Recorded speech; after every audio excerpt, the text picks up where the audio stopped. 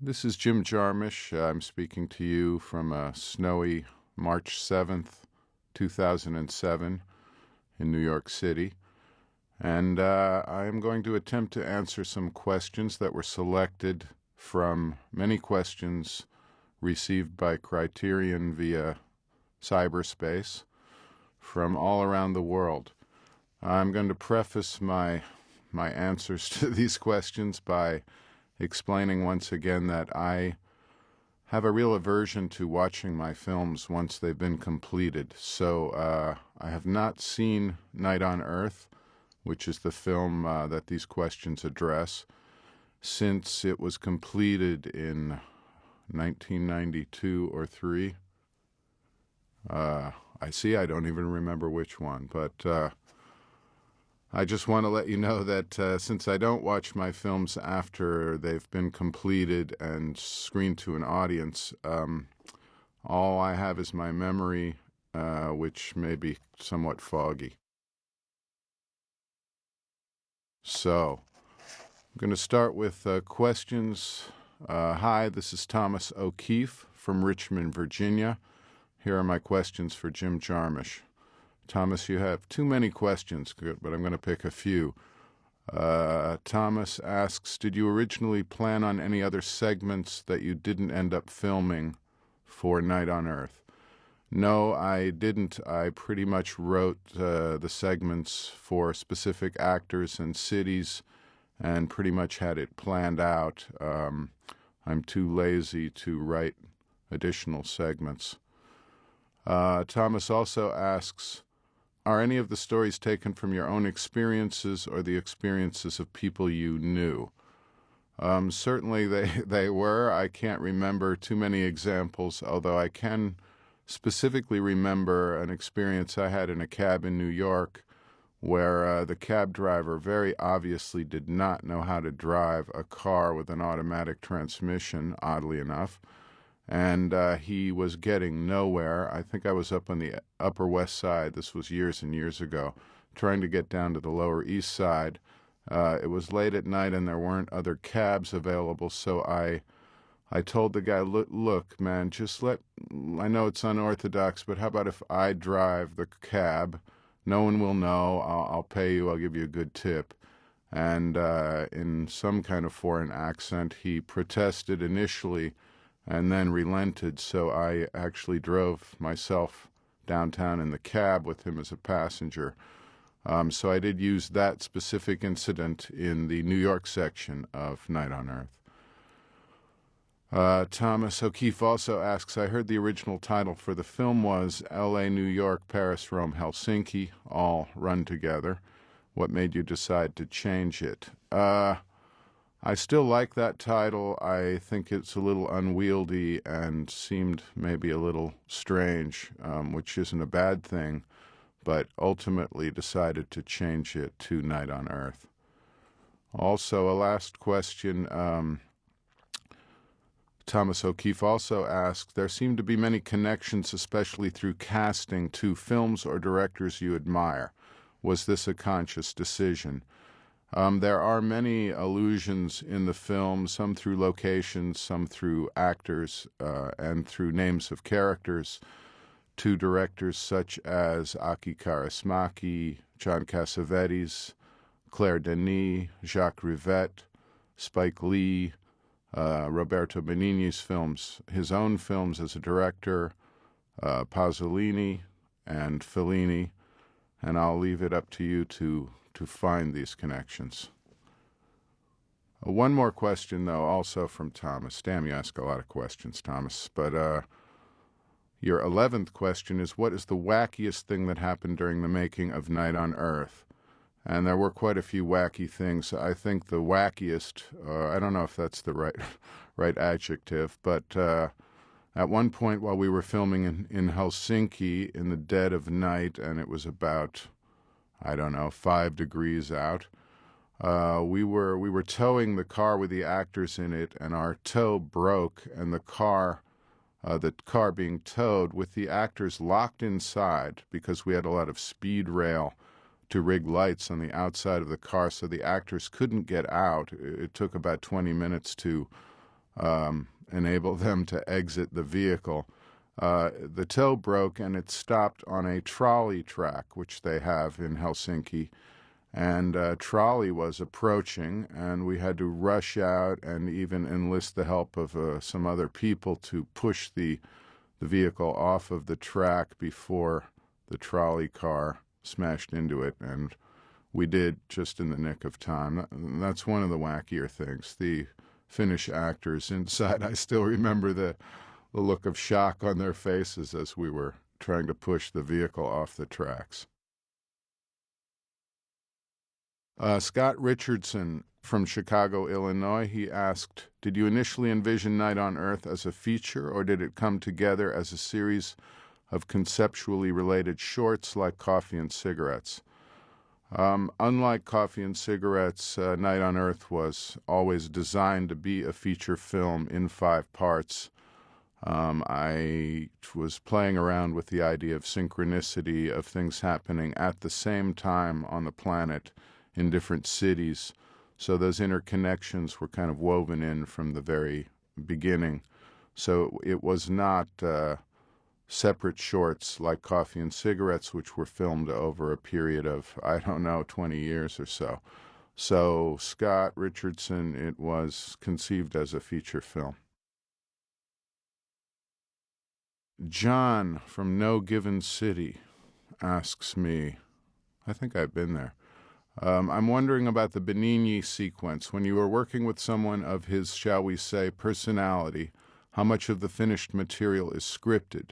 Do you aim to script a Benigni scene? Do you give him an outline and let him just go with it, or something in between? If you did script this scene, how much of that script was the finished film? In the case of the section of Roberto Benigni, the script was written in advance. It was scripted.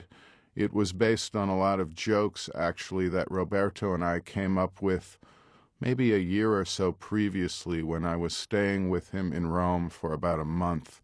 And a lot of jokes we would have ended up in the film, things we talked about. We would drive at night past the Hotel Genio, which is Hotel Genius, and always joke about, I wonder what geniuses are staying there. Or we would drive home to his house down one-way streets, senso unico in Italian, always going the wrong way, which scared the hell out of me, but Roberto thought was hilarious, and he would try to find his way, weaving his way home in the middle of the night, going only the wrong way down one-way streets. And I can tell you there were some very scary intersection interludes.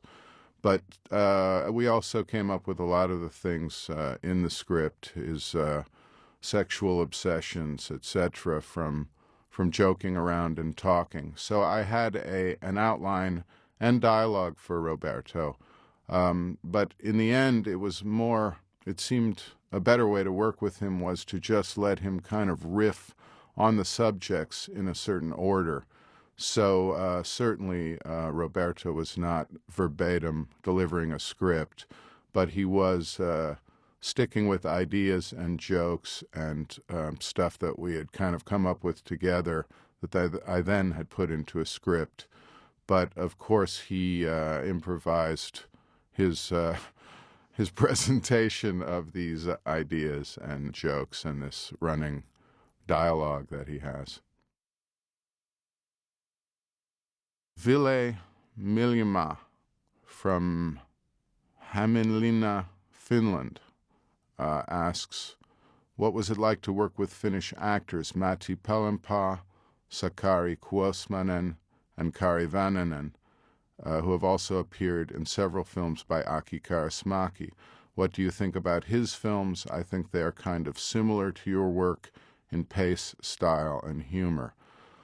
I feel very much a kind of kindred spirit with Aki Kaurismäki. He is a close friend and a filmmaker that I do greatly admire.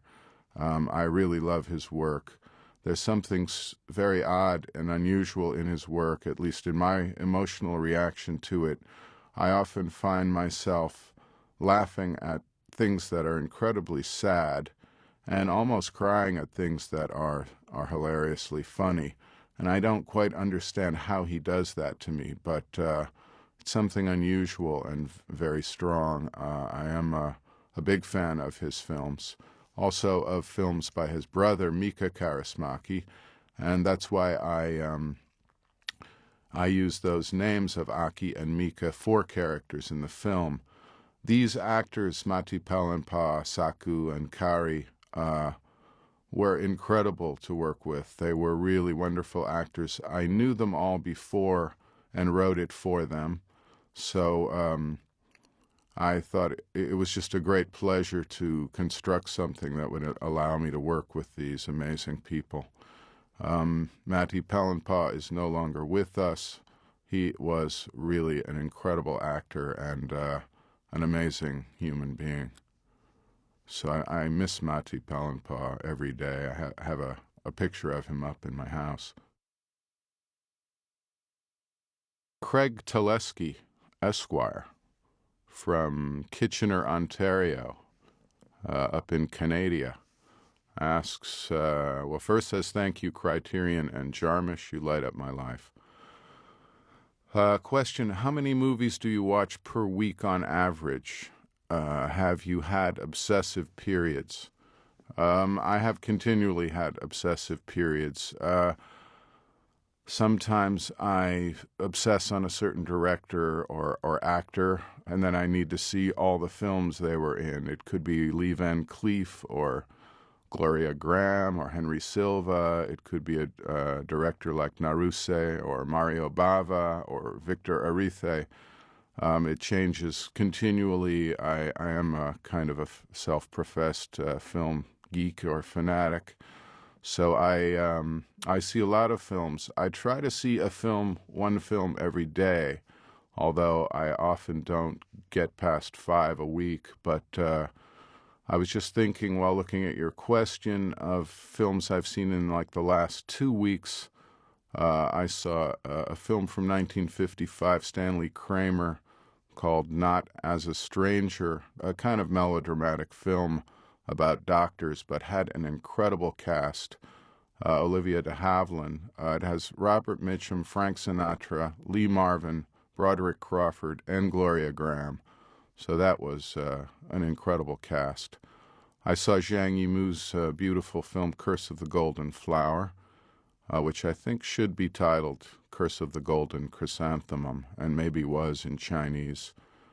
I saw the film by Bahman Gobadi, the Iranian director, Turtles Can Fly, also a beautiful film, although in some ways I prefer his second film, the one after that, called Half Moon.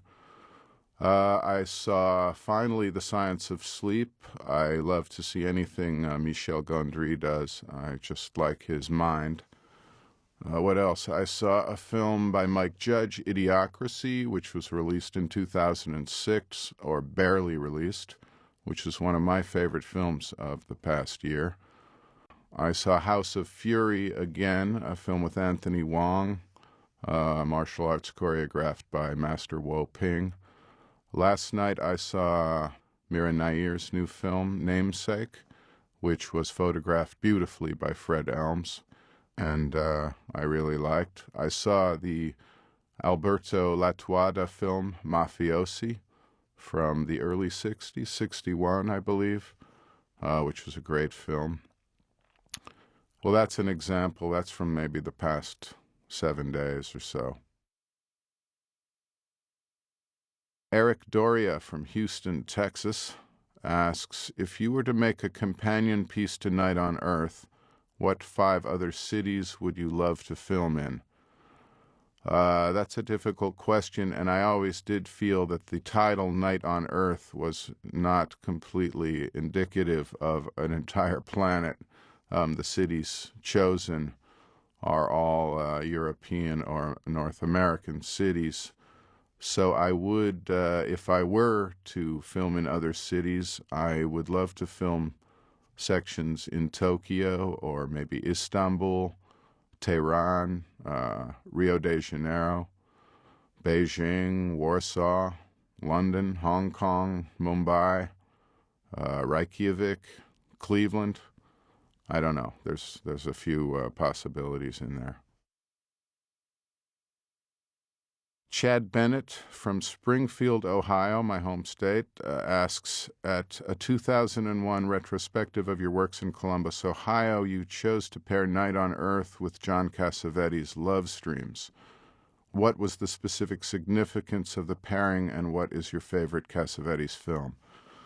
You know, Chad, I don't remember at all why I chose to pair it with Love Streams. Maybe because Love Streams is a film I deeply love and is not that easy to see. So it might have been as simple as that I just thought it was a way to get that film projected. Also, of course, the connection of Jenna Rollins. The part that Jenna plays in Night on Earth is the first role she accepted after the loss of her husband, John Cassavetes. So I was very honored to work with her, and it might have been that connection as well. I don't really remember. My favorite film of Cassavetes, that is very difficult. I love them. I love them all. I love Love Streams, A Woman Under the Influence, Faces, Killing of a Chinese Bookie is one I love, certainly Husbands. So that's one of those questions I can't narrow down. I say see all of his work. Michael Bianco from the Bronx asks, who do you like better, Elvis or Carl Perkins? Not quite sure how this relates to Night on Earth, but I got to say Elvis's voice was so beautiful, and his physical beauty and presence really made him a deserved cultural icon. Elvis really is in our collective unconscious and consciousness. But I got to say, Carl Perkins is my preference just because of his inspiration straight up for rock and roll and taking the genre of country music and rockabilly growing out of country music and blues, but really it's kind of speeded up country stuff. And Carl Perkins was really, what's the word? An avatar, a progenitor, I don't know, a huge inspiration and seminal figure in rock and roll. So I got to say, Elvis or Carl, I got to take Carl. Cam McLaughlin, I hope that's correct, from Toronto, also in Canada. What is the best piece of advice Nicholas Ray ever gave you? And I'm going to give you three. I learned so much from Nick Ray. The first is he used to say, if you're just going to film the script, then why bother? Because he knew very well that a film grows and adapts. You must adapt to it as you're making the film. So I learned that from him. I tend to make adjustments or rewrite scenes I'm going to film the following day, each night before I'm shooting. I also try to keep open while filming to find directions or detours the film might take while still hopefully arriving at its intended destination. Another thing Nick Ray taught me was that all actors are different, and the relationship between any one director and any one actor is very particular. So you cannot work with all actors in the same way. You have to find the strengths of each actor and the places that you meet somehow, that your intentions meet, so that you can collaborate. So I try to find a way to work with each actor individually. I also never discuss a scene in front of all the actors in the scene together. I speak to them separately because the meaning of the scene for each character is very different. And the last most important thing maybe I learned from Nick Ray, and I've learned from elsewhere, is that inspirations for filmmaking or any kind of expression come from everywhere, and you should be open to them, receptive to them. They can come certainly from other films, but they can come from, obviously, books, from paintings, from architecture, from design, from personal experience, from overheard conversations. from a color field that hits you emotionally, from the quality of light in the sky on a certain day or a certain hour. So they come from so many places, and Nick Ray always was saying, be open to ideas coming to you from anywhere. Greg DeQueer from Anaheim, California asks, my question is, can you please relate the significance of the Band-Aid in the French sequence of Night on Earth? It's my favorite sequence in the film, so rich and layered. I have a theory about the Band-Aid, but I would love to hear your justification for it. Not to prove or disprove my theory, just to get a little bit more inside your creative mind. Merci. Greg, I wish I knew what your theory was, because I don't really have one, except for the fact that the actor, Isaac de Bancolé, is an actor I've worked with a number of times. I have a project I want to do with him in the future as well. Among many things, one thing I love about Isaac de Bancolé is just his face, and his physical presence is just really fascinating to me. And what's amazing is if Isaac grows his hair into, like, say, dreads, or if he has sort of nappy hair, or if he has short hair, or if he has a beard or facial hair or a mustache, or whatever combination of those things, his face changes drastically, radically. And he is just really amazing to photograph, just purely on a physical level, besides being a great actor.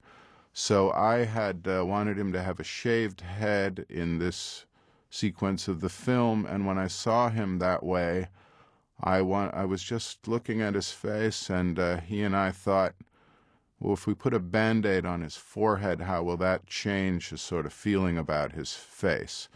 It also is just a subtle indication of someone having a wound, which may or may not make them sympathetic or dangerous or I don't know what. But I'm not the best person to analyze these things. It was really something really to do with Isaac's face. So, damn, Greg, I wish I knew what your theory was. Then I could say that yes, I thought that up. Of course, that was our intention. Anyway, thank you for your question.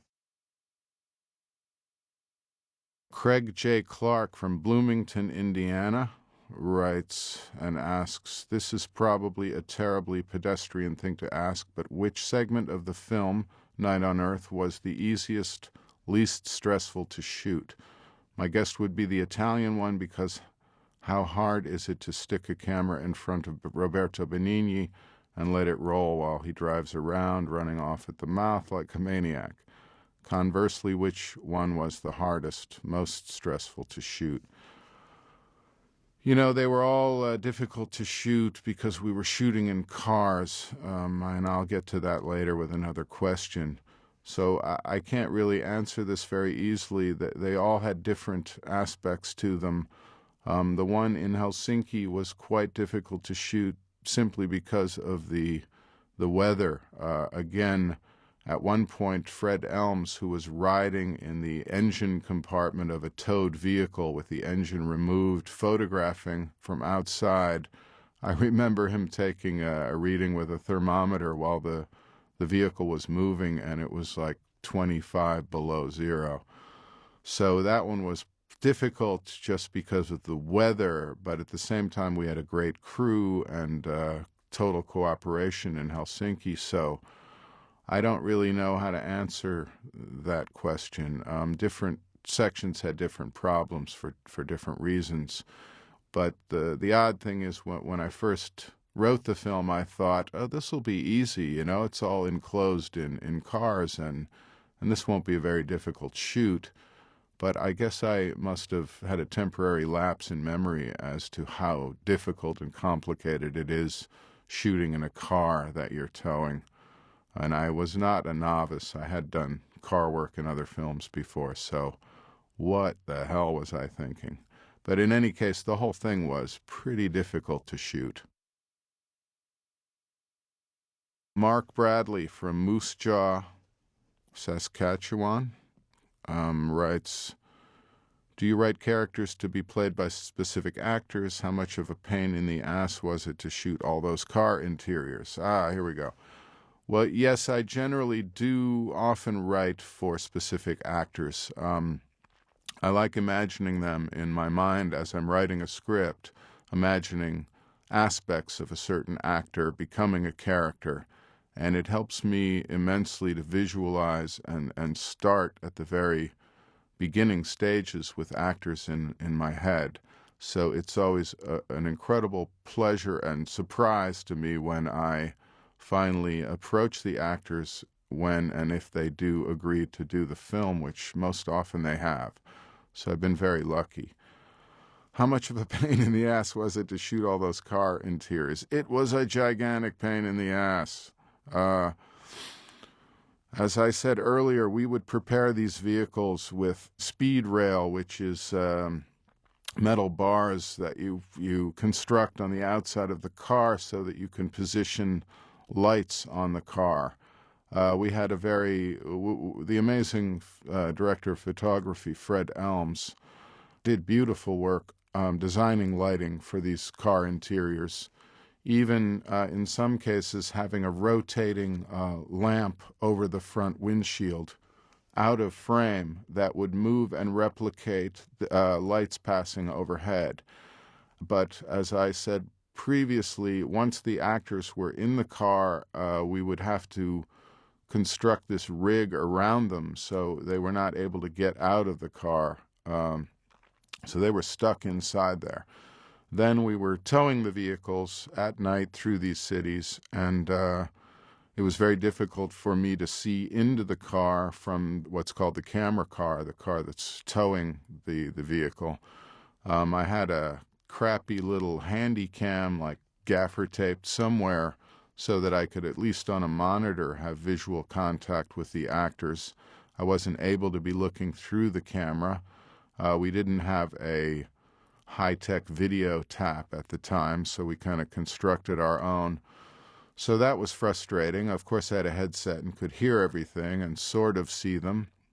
What was really complicated, though, also that people wouldn't realize is you start a shot in a certain place and you run the camera and you go through the dialogue, and then whenever you cut, you have to go back again to that starting point so that any cuts you make will hopefully match in terms of background. So this was like a kind of endless exercise in absurdity in a way, driving around and around in set little loops in certain cities, resetting the camera at the beginning of each take, resetting the car at the beginning of that trajectory or path that we were going to take. So yeah, the whole thing was really complicated and very claustrophobic for everyone involved. Phil De Bruin from Auckland, New Zealand, writes, Dear Jim, I'm a big fan of your work. I hope that you keep making wonderful films. Thank you, Phil. What are your favorite segments from your film, Coffee and Cigarettes? It's hard for me ever to have favorites because you kind of work on them all and they're kind of like your children and they have different qualities. So I'm not big on listing favorites when it has to do with my own work. Phil also asks, what's your favorite album by The Clash? Also a very difficult question since their body of work is amazing. But I guess I'd have to say Sandinista just because of the kind of variety of directions they exploded outward with the record Sandinista, and the fact that there's so much material on it. But I was talking recently with a friend of mine, film director James Gray, and he was saying that he thought the Beatles had written the largest list of great songs of any group, and I said I would disagree and say The Clash has a larger catalog of amazing songs than the Beatles.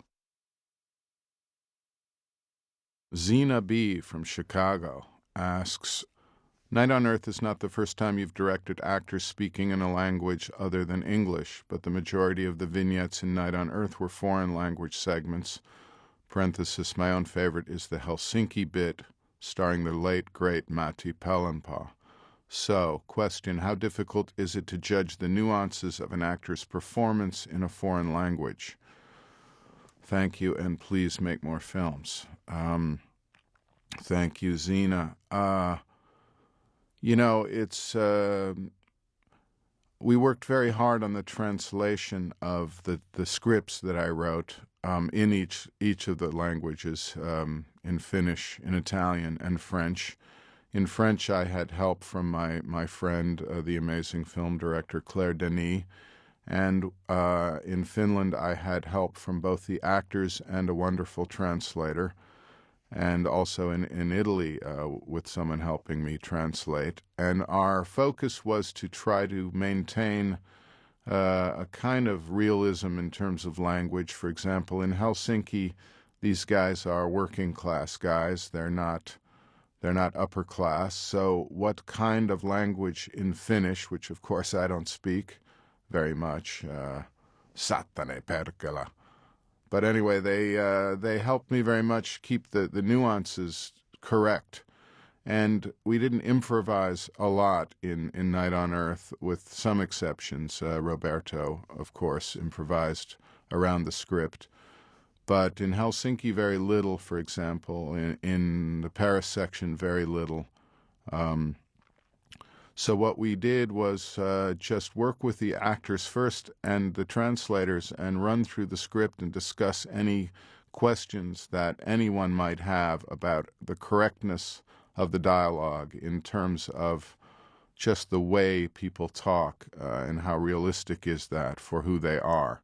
So that was very helpful. And once you have that done, watching the actors speak a foreign language and knowing what they are saying, because in the first place I wrote it initially in English, so I know what they are saying, every line they're saying. So watching their facial expressions, their acting, receiving an emotional sense from their performance is no different than watching it in English or, for example, directing a scene in which there isn't dialogue. So it's not so daunting as you would think. You just, or I don't know if you think it's daunting, but it's, for me, not difficult. It's really just the same things are essential.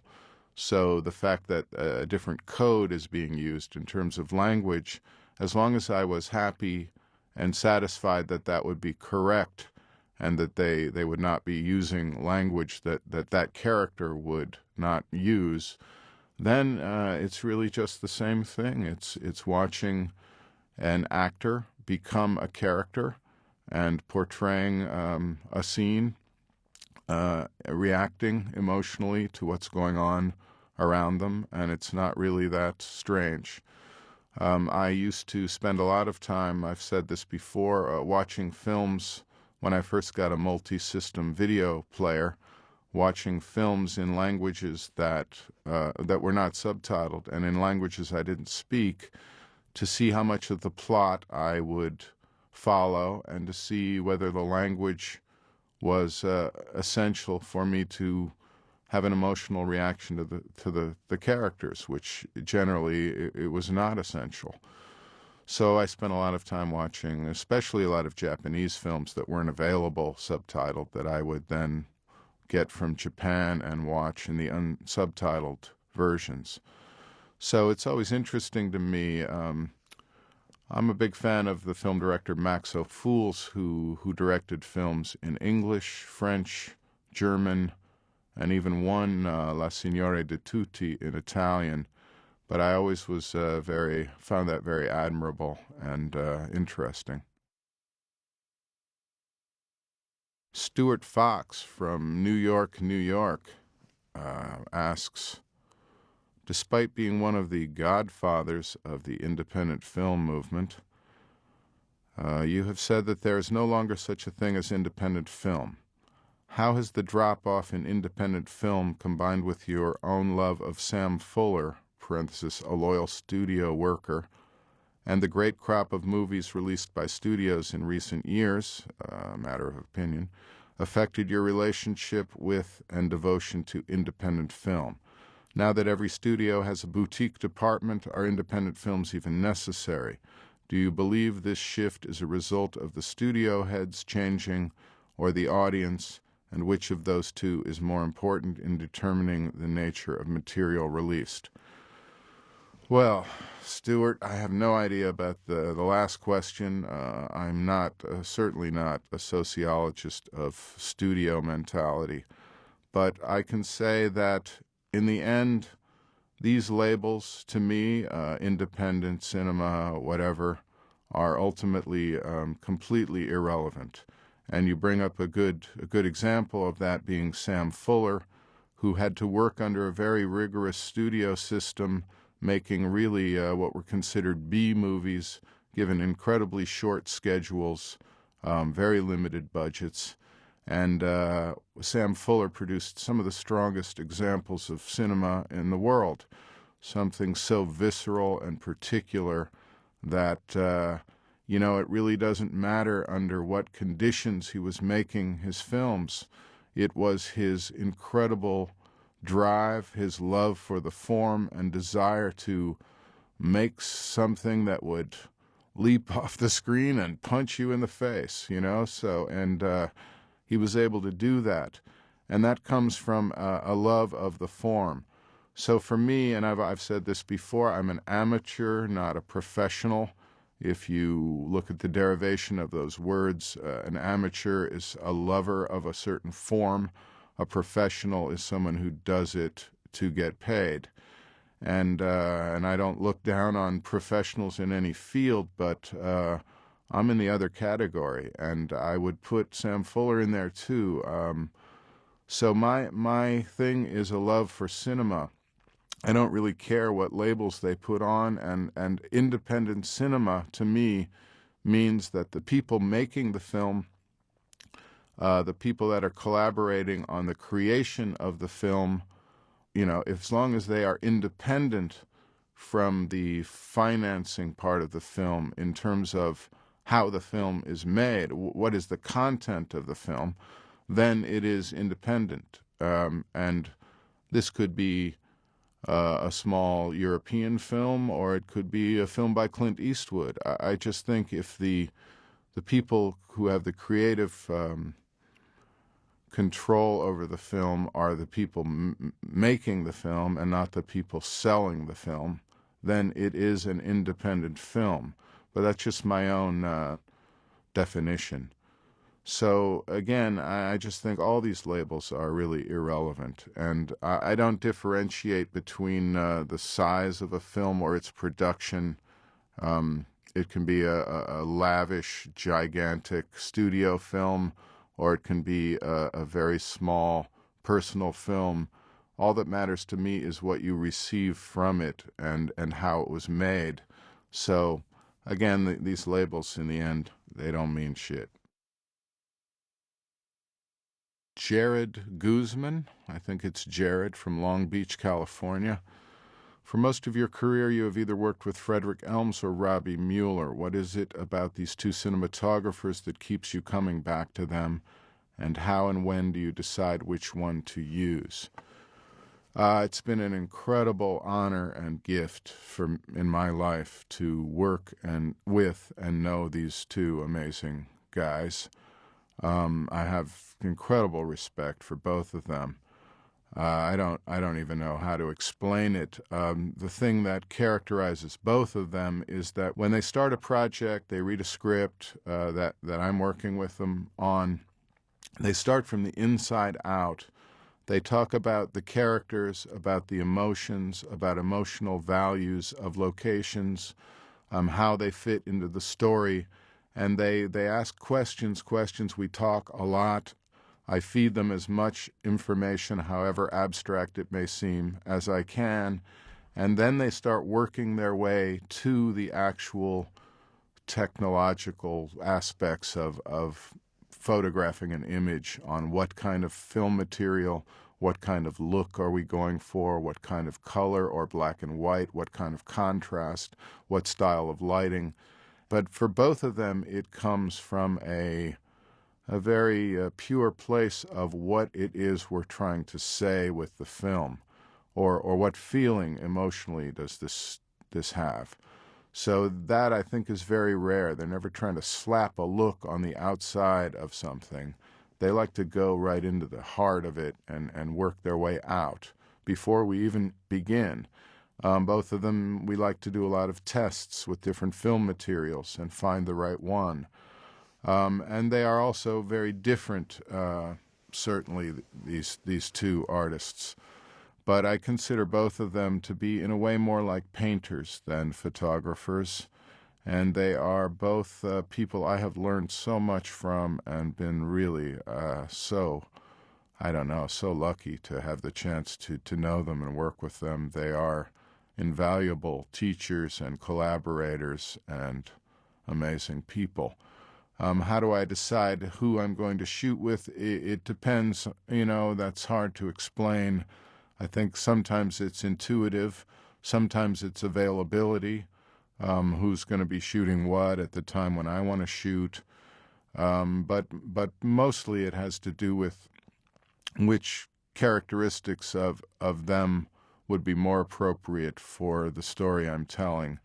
And that's to define that verbally is difficult for me, because they do have differing qualities. But again, the main thing is just such amazing artists. And if you get the chance, look at any film either one of them ever shot, and you will see something incredible.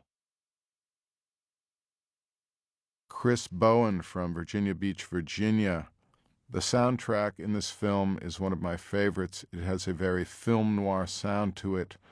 My question is, how and why did you choose Tom Waits to score the film? Thanks. Well, Tom Waits is one of my favorite musicians, one of my favorite people and artists on this planet. So if I can wrangle him to collaborate on anything, I am thrilled. Getting Tom to do the score for Night on Earth was really great. We went to a small studio in Northern California, a converted former chicken ranch. He brought in amazing musicians, and we worked together. I was there all the time while he was recording the score for the film. He wrote a beautiful song for the film, a couple songs actually, and did all that instrumental scoring. So I don't know. Tom Waits to me is just a very rare, strange imagination on this planet, and such a gift.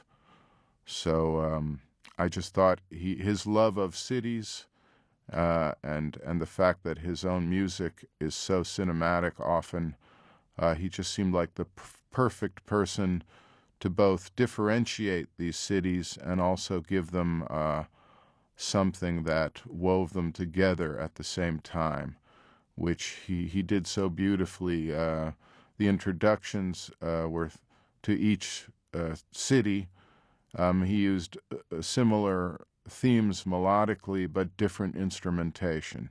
So it was like painting a similar image, but using different colors that were appropriate to that section of the film. Rob Farmer, Northampton, in the UK. My question for Jim is, how much of Night on Earth was constructed around a conscious homage to Ozu? For example, each of the opening sections of Night on Earth begins with a series of static camera shots that give the audience a sense of place. Was this an homage to Ozu? And did you use a 50-millimeter lens for the shots? Also, the family plays a strong, if not central, part in each of the stories. Does it? I'm not sure. In Helsinki.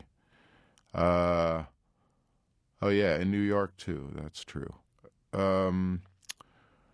Another strong Ozu theme. Did you ever plan to film a segment in Tokyo? I am a huge fan of Yasujiro Ozu. I even visited his grave at one point in Kamakura in Japan, saw where he lived. Um, I can't tell you that I was consciously trying to make any kind of homage to Ozu. I did not use the 50 millimeter lens, which was the preferred lens of Ozu. Many of his films were shot only using a 50 millimeter lens and just changing the distance of the camera from the subject.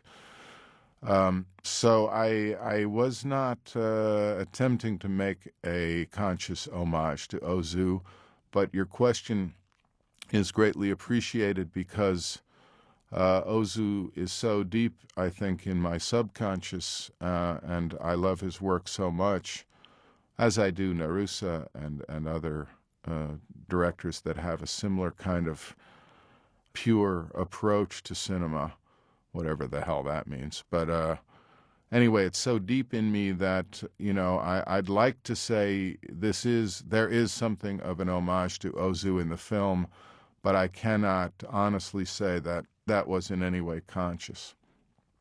But anyway, have a drink to the great work of Ozu. I will join you.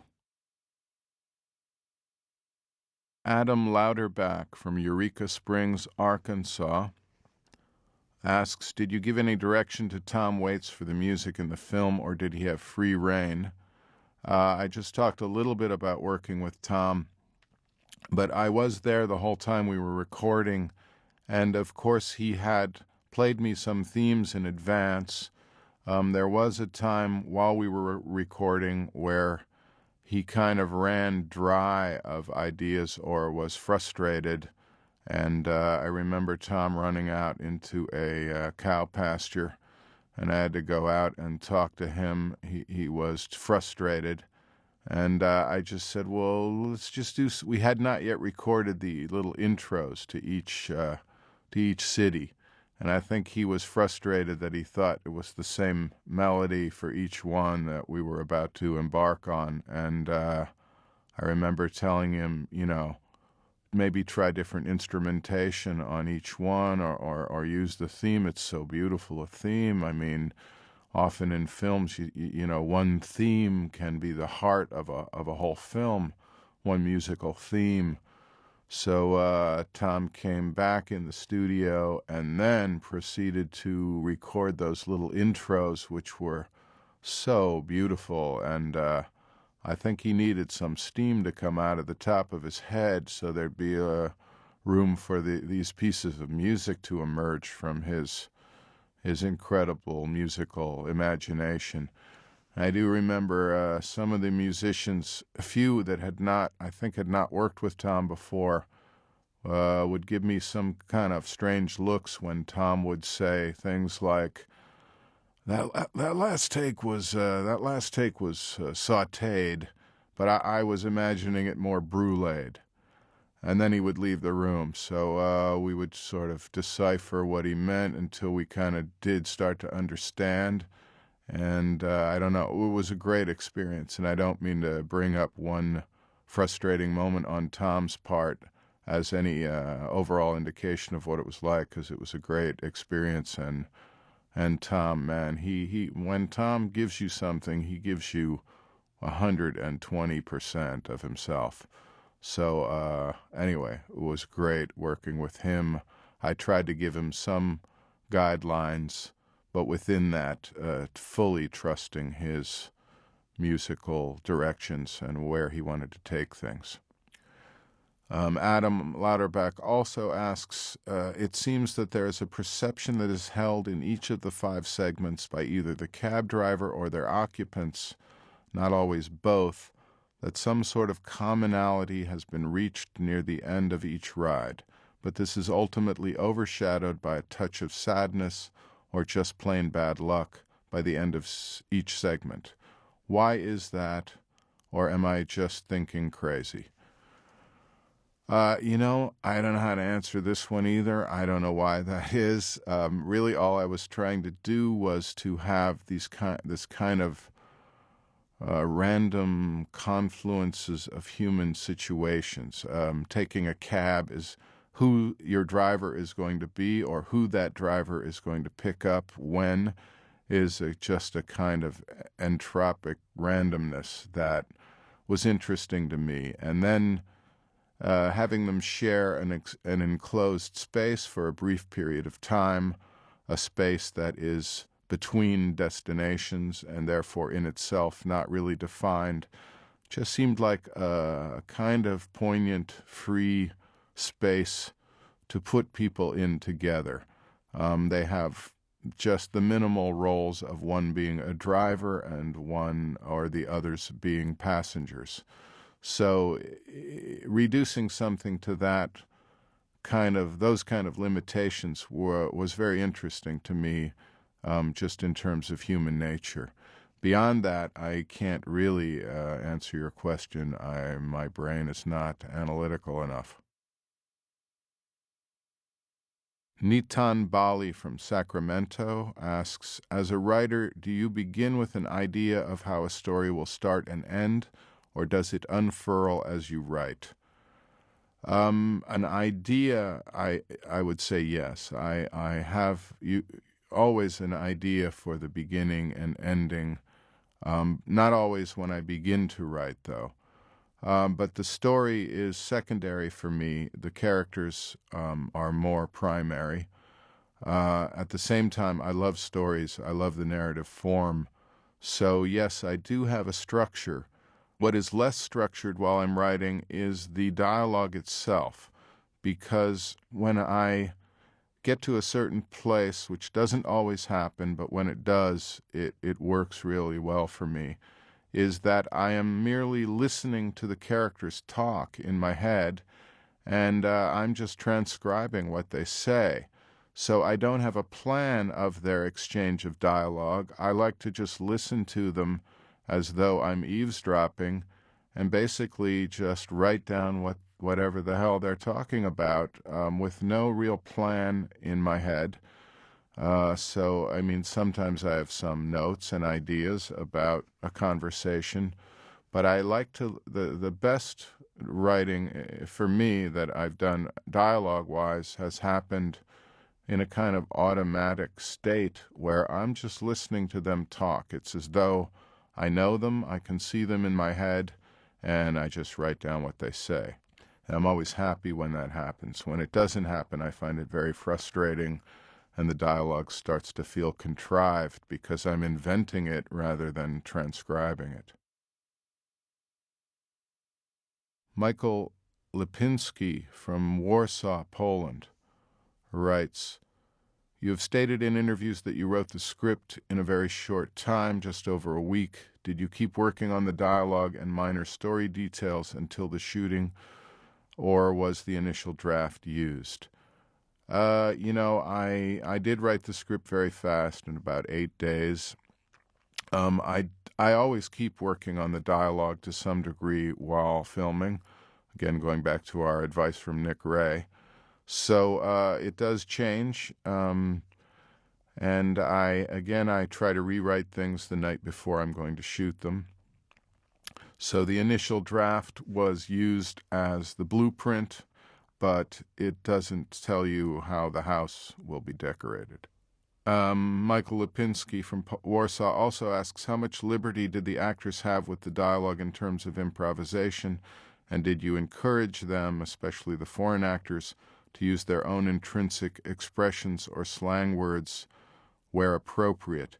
I kind of talked about that previously, about translation of my scripts.